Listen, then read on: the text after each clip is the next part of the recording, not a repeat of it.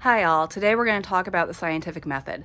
Scientific method, as you've learned in elementary school and junior high and all along, is a series of steps that scientists go through to test an idea, to test a hypothesis, to try and solve some problem that's being presented to them.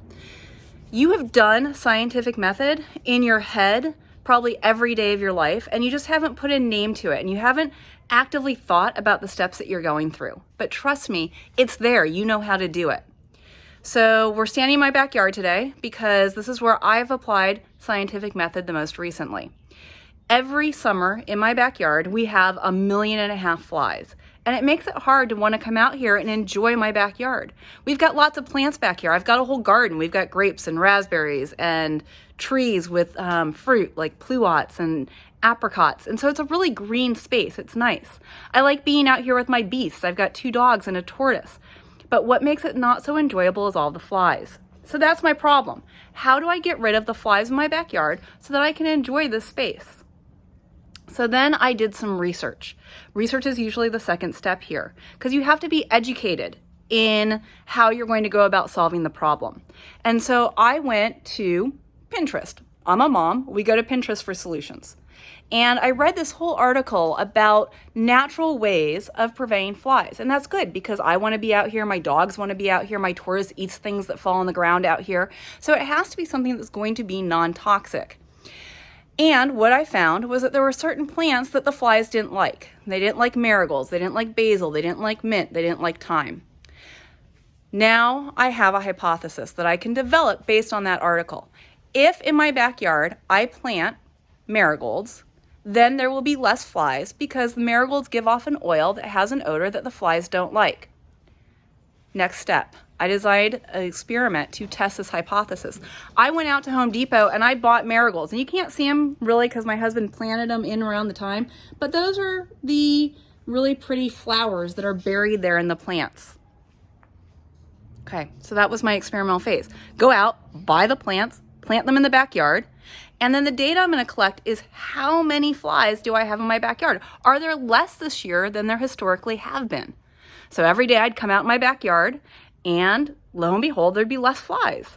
Now, if I really wanted to do this truly scientifically, I would start counting how many flies I see. And I'd keep a data table and I'd have time versus flies, not time the plant. I've got some of that too. But time as in the number of days and the number of flies. And over time, I should see the number of flies decrease if there really was the solution to my problem. Except for here's where I ran into a snag. Yes, there are less flies in my backyard. However, when I look at my marigolds, there are flies landing on the marigolds.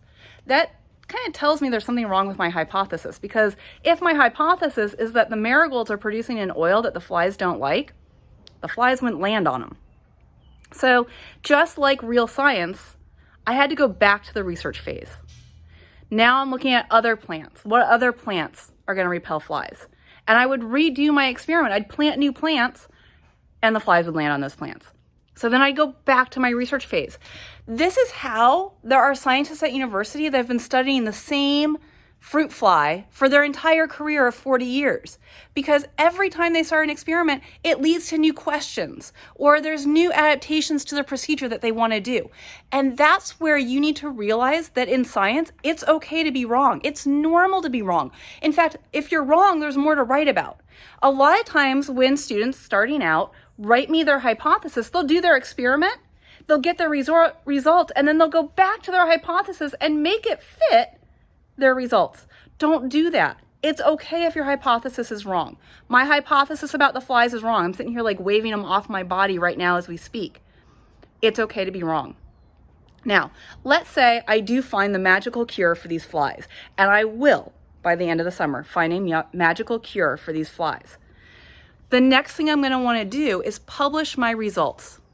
I'm going to want to write a paper, or it's summer and we're talking flies and I'm not in a scientific setting, I'm going to want to tell my friends that have the same problem. And they're going to do something really important. They're going to basically peer review it. They're going to look at what I did and see if my procedure for what I did makes sense.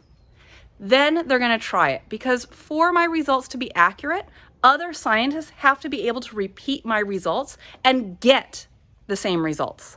They have to repeat what I did and get comparable results. And then we can say that, hey, you know what? This is working. Because you can never prove your hypothesis correct. You can just say, to date, we haven't proved it wrong.